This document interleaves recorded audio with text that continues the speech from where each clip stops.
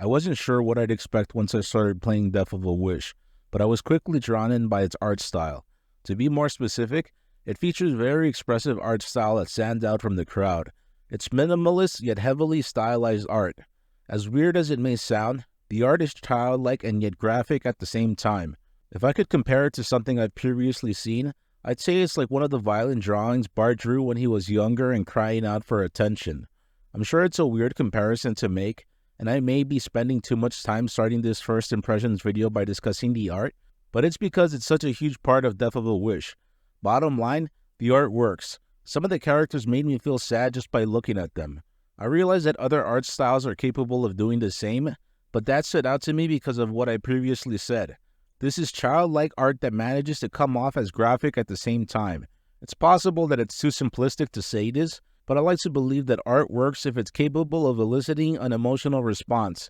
The same could be said of bad art that could be so awful that it makes people angry, but like something else I believe about art, the good thing about art is that anything could be art, and the bad thing about art is that anything could be art. It may seem like the two subjects are unrelated, but they're not. Death of a Wish features a great-looking world, and at times I was reminded of Signalis and Neon Genesis Evangelion. Some may think that's blasphemous, but it's mainly because of the great over-the-top dialogue and cutscenes. In particular, I was reminded of the near-endgame cutscenes/scenes in both Signalis and Neon Genesis Evangelion. It's when both the game and anime reach points where the art style is meant to convey an erratic/chaotic state of mind. The art of Death of a Wish can be viewed in such an overall way, but its combat and mechanics are everything but erratic. From the start, I felt that Death of a Wish featured open-ended combat and possibilities. I like that a lot, mainly because it makes it so that more than one playstyle is viable. It also helped a lot that pretty early on I got the feeling that Death of a Wish's mechanics were inspired by Bloodborne and Sekiro. It's possible that the game as a whole was inspired by Soulsborne/like games in general, but those two in particular came to mind for specific reasons. I was reminded of Bloodborne because Death of a Wish made it possible that parts of your health bar could be restored by attacking. I'm sure that Bloodborne wasn't the first game nor the last to feature such a mechanic, but alongside everything else that Death of a Wish had going for it, it was easy to put two and two together. The similarities to Sekiro were because of how enemies had poise bars.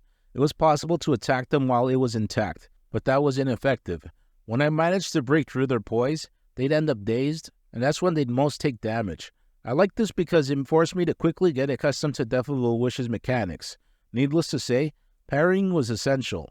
Not only could you hit ranged attacks back towards enemies, but if you parried in just the right way, you'd avoid damage, and like I said, this would eventually lead to dazed enemies taking more damage. I wish I could say that I was great at this, but then I'd be lying.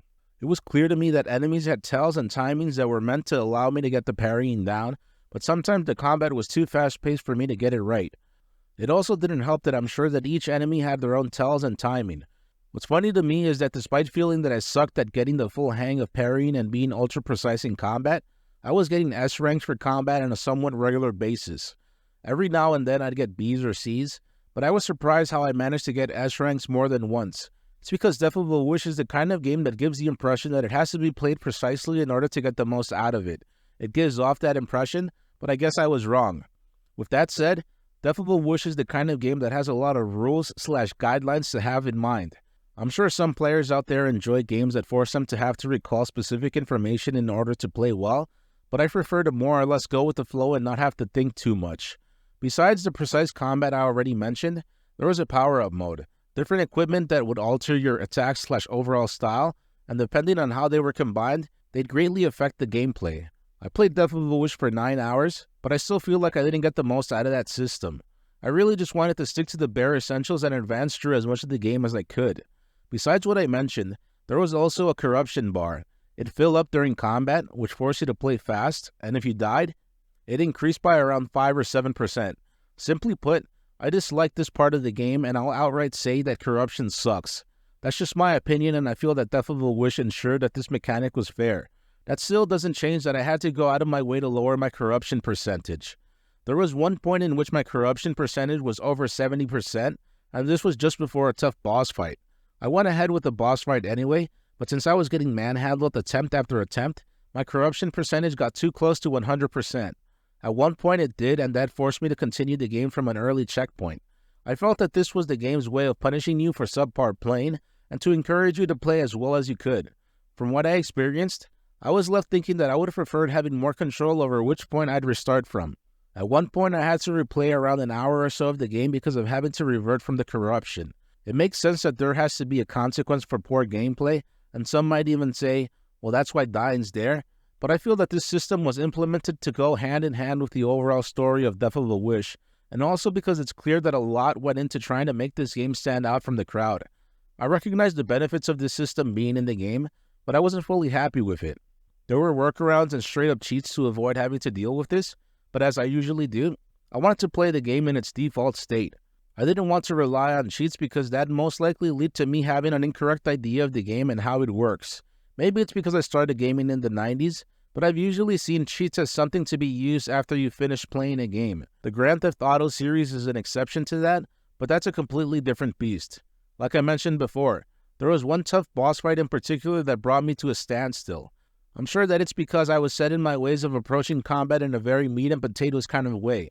It was after multiple attempts that I realized that I needed to rely on secondary abilities to cut down the boss's poise and health bars as quickly as possible. Up to this point, the bosses in Death of a Wish were hard, but not to the point where I was forced to alter my playstyle. While that's true, it also didn't help that this boss in particular had more than one form, and during its second form it was even more aggressive, and it utilized different attacks. I was struggling with the first form as if it were a near endgame Souls-like boss, so you could say I felt overwhelmed when I first saw its second form.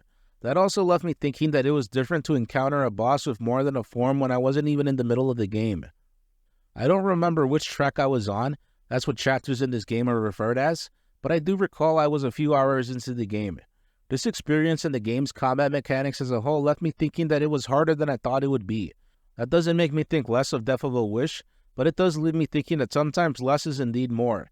The fact that I could progress through the game while ignoring parts of it means that it's a well-functioning game, but that also leaves me wondering if what I experienced could have been even tighter had it offered less than it did.